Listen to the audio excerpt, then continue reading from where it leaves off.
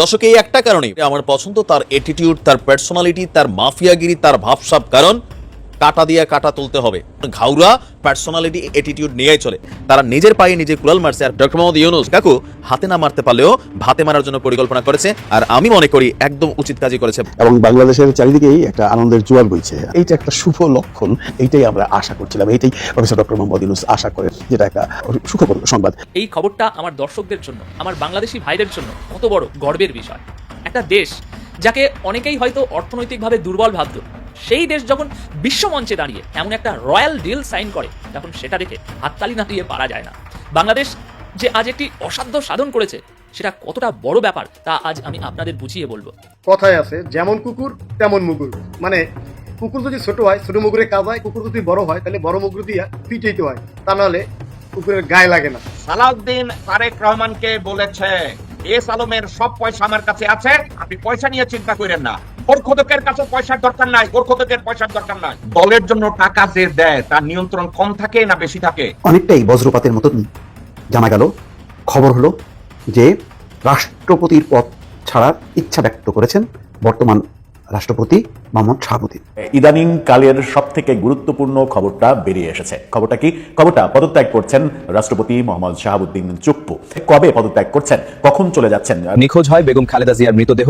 18 দিন আগেই মৃত্যু হয়েছিল খালেদা জিয়ার। দর্শক দেখতে পাচ্ছেন বেগম খালেদা জিয়ার দেহ কিভাবে নিখোঁজ করা হয়েছিল এবং ভিডিও প্রকাশ হয়। প্রিয় দর্শক, বাংলাদেশের রাজনৈতিক প্রেক্ষাপট ও সার্বিক পরিস্থিতির কিছু ভিডিও নিয়ে আপনাদের সামনে হাজির হয়েছি, যার কিছু অংশবিশেষ আপনারা ইতিমধ্যেই দেখে ফেলেছেন, এবং এই অংশবিশেষ দেখার মাধ্যমে আপনারা বুঝতে পেরে গেছেন যে আজকের ভিডিওটা কতটা গুরুত্বপূর্ণ হতে যাচ্ছে।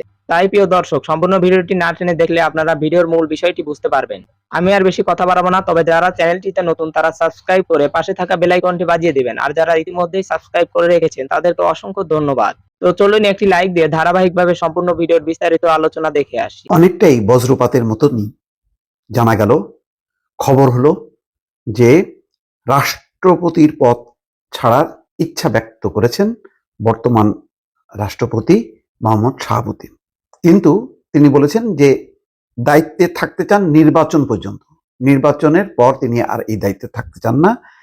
নিয়ম হচ্ছে সংবিধানে যে পরবর্তী রাষ্ট্রপতি নির্বাচিত হওয়ার আগ পর্যন্ত তিনি থাকতে পারবেন, কিন্তু তার আগেই তিনি মেয়াদ শেষ হওয়ার আগেই ছাড়তে চান। কেন?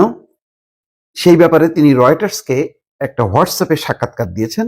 সেখানে বলেছেন যে অন্তর্বর্তী সরকারের আচরণে তিনি অপমানিত বোধ করেছেন। সেই অপমানের বিষয় দুটি তিনি কারণ উল্লেখ করেছেন। একটা বলেছেন যে গত 7 মাসে প্রধান উপদেষ্টা ডক্টর মোহাম্মদ ইউনূস তার সঙ্গে দেখা করেনি, কোনো সাক্ষাৎও করেনি। কিন্তু নিয়ম অনুযায়ী প্রতিটা সফরের আগে, বিদেশ সফরের আগে পরে সাক্ষাৎ করার নিয়ম বা গুরুত্বপূর্ণ কোনো অকেশনে সলা পরামর্শ করা উচিত। এটা হচ্ছে রেওয়াজ, যেটা শেখ হাসিনাও কিন্তু করে গেছেন। এত দাপুটে মহিলা হওয়ার পরেও তিনি কিন্তু রেওয়াজটা অনুসরণ করেছেন, কিন্তু ডক্টর মোহাম্মদ ইউনূস সেটা অনুসরণ করেননি। কেন করেননি তার কোনো ব্যাখ্যাও তিনি দেননি। ডক্টর ইউনূস নিশ্চয়ই আইন কানুন রাষ্ট্রের সবকিছুই জানেন, কিন্তু হয়তো তিনি বলতে পারেন আমি অভ্যুত্থানের মধ্য দিয়ে আসা প্রধান উপদেষ্টা, সুতরাং আমার জন্য এইসব প্রযোজ্য নয়। তবে এগুলি হলো আবেগের কথা, কোনো যুক্তির কথা না। যুক্তির কথা হলো এই যে তিনি শপথ নিয়েছেন এই রাষ্ট্রপতি মোহাম্মদ শাহাবুদ্দিনের অধীনে। ফলে যখন নাকি তিনি শপথ নিয়েছেন তখন রাষ্ট্রের সমস্ত প্রোটোকল তাকে মানতে হবে, কিন্তু তিনি মানেননি। আরেকটা হলো রাষ্ট্রপতি মোহাম্মদ শাহাবুদ্দিনের ছবি বাংলাদেশের বিভিন্ন দূতাবাস মিশন থেকে সরিয়ে ফেলা হয়েছে এক রাতের মধ্যে। কেন, কি কারণে, এটার কোনো ব্যাখ্যা নেই। এবং এই ব্যাপারে তিনি অপমানিত হয়ে রীতিমতো ডক্টর মোহাম্মদ ইউনূসকে চিঠি লিখেছেন যে এইভাবে অপমান করার দরকার ছিল না। কেন রাষ্ট্রপতির ছবি সরানো হলো? মনে হচ্ছে যেন ছবি সরানোর মধ্য দিয়ে তাকে অপসারিত করা হলো, কিন্তু বিষয়টা তো না, তিনি শপথেই আছেন। তাহলে কেন এটা করা হলো? তিনি খুব দুঃখ প্রকাশ করে চিঠি লিখেছেন, কিন্তু ডক্টর মোহাম্মদ ইউনূস এটার কোনো উত্তর দেননি। এটাও তার অপমানের একটা কারণ। সংবিধান অনুযায়ী রাষ্ট্রপতির পদটা আলংকারিক, নির্বাহী ক্ষমতা থাকে প্রধান উপদেষ্টা বা প্রধানমন্ত্রীর হাতে। তারপরও আলংকারিক পদ হলেও কখনো কখনো গুরুত্বপূর্ণ হয়ে যায়। যেমন শেখ হাসিনার পতনের পর যখন নাকি শূন্যতা দেখা দেয়, তখন সেই পার্লামেন্ট বাতিল করা, শপথ নেয়ার এই গুরুত্বপূর্ণ কাজগুলো কিন্তু রাষ্ট্রপতির হাতেই বর্তায়। সুতরাং রাষ্ট্রপতি সারা বছর হয়তো তার পদটা আলংকারিক থাকলেও কোনো কোনো ক্ষেত্রে তার পদটা খুব গুরুত্বপূর্ণ হয়ে দাঁড়ায়, যেটা বিগত সময় দেখা গেছে শেখ হাসিনার পতনের পর। রয়টার্স বলেছে রাষ্ট্রপতির ছবি সব দূতাবাস, কনসুলেট এবং হাইকমিশন থেকে এক রাতে হঠাৎ তা সরিয়ে ফেলা নিয়ে ক্ষোভ প্রকাশ করেন শাহাবুদ্দিন। বলেন এতে ভুল বার্তা গিয়েছিল সবার কাছে, যেন রাষ্ট্রপতিকে সরিয়ে ফেলা হচ্ছে। এতে তিনি খুব অপমানিত বোধ করেছেন বলে ওই সাক্ষাৎকারে উল্লেখ করেন। শাহাবুদ্দিন জানান এই নিয়ে প্রধান উপদেষ্টা ডক্টর মোহাম্মদ ইউনূসকে চিঠিও লেখেন তিনি, তবে কোনো ব্যবস্থা নেওয়া হয়নি। তো এই হচ্ছে অবস্থা। আমার বাংলাদেশি ভাইদের জন্য কত বড় গর্বের বিষয়। একটা দেশ যাকে অনেকেই হয়তো অর্থনৈতিকভাবে দুর্বল ভাবত, সেই দেশ যখন বিশ্বমঞ্চে দাঁড়িয়ে এমন একটা রয়্যাল ডিল সাইন করে, তখন সেটা দেখে হাততালি না দিয়ে পারা যায় না। বাংলাদেশ যে আজ একটি অসাধ্য সাধন করেছে, সেটা কতটা বড় ব্যাপার তা আজ আমি আপনাদের বুঝিয়ে বলবো। আজকের এই ঐতিহাসিক খবরটার গভীরে যাওয়া যাক। প্রিয় দর্শক, সবাইকে চমকে দিয়েছে বাংলাদেশ। একেই বলে সাইলেন্ট কিলার। বাংলাদেশ এমন এক মাস্টার স্ট্রোক খেলেছে যা দেখে গোটা দক্ষিণ এশিয়া তো বটেই, খোদ ইউরোপের মিডিয়াতেও হইচই পড়ে গেছে। আপনারা কি জানেন বাংলাদেশ কি কিনেছে? কোনো সাধারণ খেলনা নয়, কোনো সেকেন্ড হ্যান্ড মালও নয়, সোজাসুজি ইউরোপের গর্ব, আকাশের রাজা ইউরো ফাইটার টাইফুন। হ্যাঁ দর্শক, এক কিঞ্চিতও আমি বাড়িয়ে বলছি না, ভিডিওটি দেখতে থাকুন, সমস্ত ডিটেলস পাবেন এই ভিডিওতে।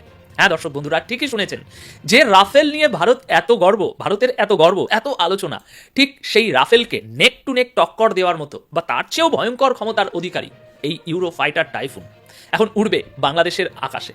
এটা শুধু একটা যুদ্ধ বিমান কেনা নয়, এটা হলো বিশ্বমঞ্চে বাংলাদেশের এক বিশাল হুঙ্কার যে আমরাও পারি, আমরা কারো চেয়ে কম নই। চীন চেয়েছিল তাদের সস্তা মাল গছিয়ে দিতে, পাকিস্তান চেয়েছিল তাদের পুরনো টেকনোলজি দিতে, কিন্তু বাংলাদেশ সবাইকে না বলে দিয়ে সোজা হাত মিলিয়েছে ইতালির সাথে। আর এই খবরটা শোনার পর বিশ্বাস করুন, একজন অ্যানালিস্ট হিসাবে আমি আমার চেয়ারে স্থির হয়ে বসে থাকতে পারিনি। কারণ আমি জানি এই ডিলটা দক্ষিণ এশিয়ার পাওয়ার ব্যালেন্স বা ক্ষমতার সমীকরণকে কিভাবে বদলে দিতে পারে।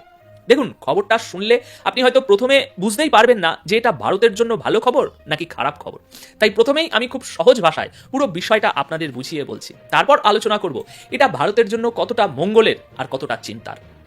আসলে আপনারা স্ক্রিনের দিকে তাকালেই দেখতে পাবেন বাংলাদেশের সেনাবাহিনী আজ ইতালির কোম্পানি লিওনার্দোর সাথে অফিসিয়ালি একটা চুক্তি সই করে ফেলেছে। এই চুক্তির পর ইতালি এখন বাংলাদেশ বিমান বাহিনীকে 12টি ইউরো ফাইটার টাইফুন যুদ্ধ বিমান সরবরাহ করবে। শুধু তাই নয়, এই চুক্তির আওতায় যুদ্ধ বিমানগুলোর ডেলিভারি ফাস্ট ট্র্যাক বা খুব দ্রুত করা হবে। এর পাশাপাশি বাংলাদেশের ভেতরেই এমন এক ইনফ্রাস্ট্রাকচার বা পরিকাঠামো তৈরি করা হবে যেখানে এই বিমানগুলোর দেখাশোনা হবে, মেনটেনেন্স বা মেরামতি হবে এবং সব রকম সাপোর্ট দেওয়া হবে। অর্থাৎ দেখা গেলে বাংলাদেশ সত্যি একটা জবরদস্ত এবং খুব শক্তিশালী চুক্তি সই করেছে। কারণ আপনাদের মধ্যে অনেকেই হয়তো জানেন না যে এই ইউরো ফাইটার টাইফুন আসলে কি জিনিস।